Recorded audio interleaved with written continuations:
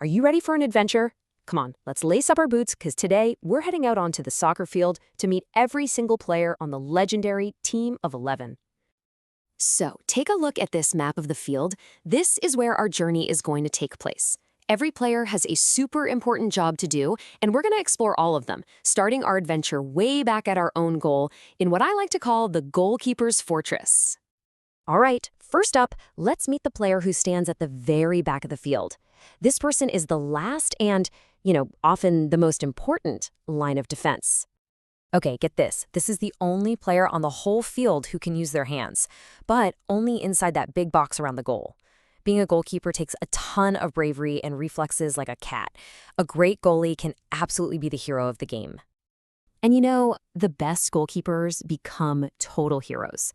There was this guy, Lev Yashin, who was so good they called him the Black Spider. And he is still the only goalkeeper in history to be named the world's best player.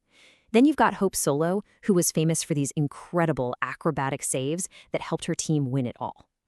So, standing right in front of the goalkeeper, we find the defenders. Just think of them as a giant human wall, all working together to protect their goal from any attack. Now, defenders are usually split into two main types. Right in the middle, you have your center backs. They're like big, strong shields. Then on the sides, you have the fullbacks, who have to be super, super fast. Each one has a different job, but it's all part of the same important mission: stop the other team before they even get a chance to score. But wait, defenders aren't just about stopping goals. The legendary Franz Beckenbauer, they called him the Emperor.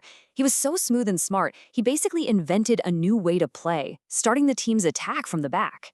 And today, players like Becky Sauerbrunn are known for being these incredibly smart, calm leaders on the field.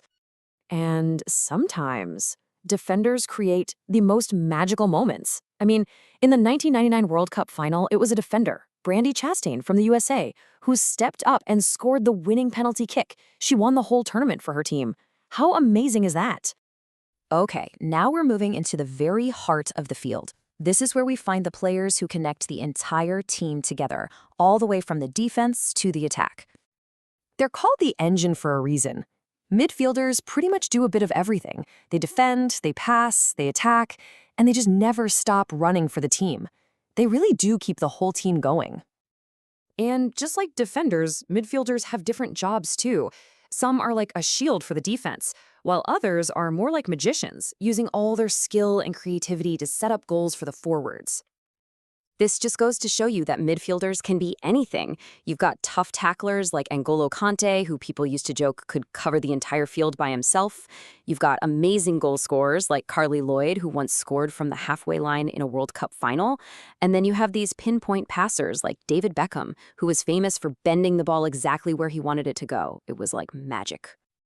And finally, we've reached the top of the field. It's time to meet the players with what a lot of people think is the most exciting job of all: scoring goals. Yeah, if the team is a sword, then the forwards are its sharp tip.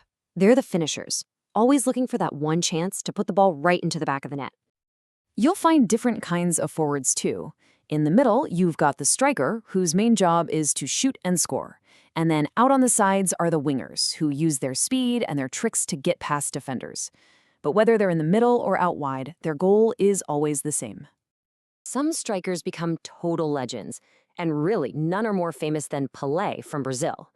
People called him the king of football, and he scored over 1,000 goals in his career. Can you even imagine that? Over 1,000. And in women's soccer, Marta, also from Brazil, is known as the queen of football. She scored 17 goals in the World Cup. That's more than any other player in history, man or woman. Just incredible. And hey, let's not forget the wingers. Players like Cristiano Ronaldo started out just dazzling everyone with his incredible speed and his amazing tricks to beat defenders. And Megan Rapinoe? She became a superstar for her creative style and for scoring huge goals right when her team needed her most. A great winger can make a whole stadium jump to its feet. So, now that you've met the entire team, from the guardian in goal all the way up to the scorer at striker's peak, it's time to ask a question. What's your position? Seriously, think about it. Which of these jobs sounds like the most fun to you? Are you brave enough to dive for every ball? Or are you strong enough to stop an attacker in their tracks? Do you love to run all day? Or do you just have that special feeling for scoring goals? But here's the biggest secret in all soccer.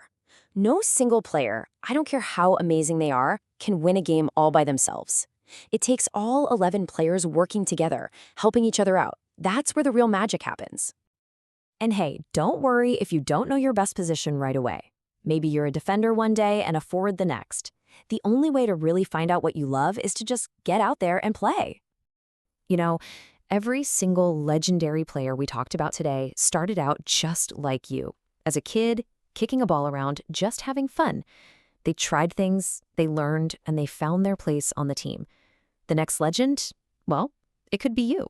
So go on, have an adventure.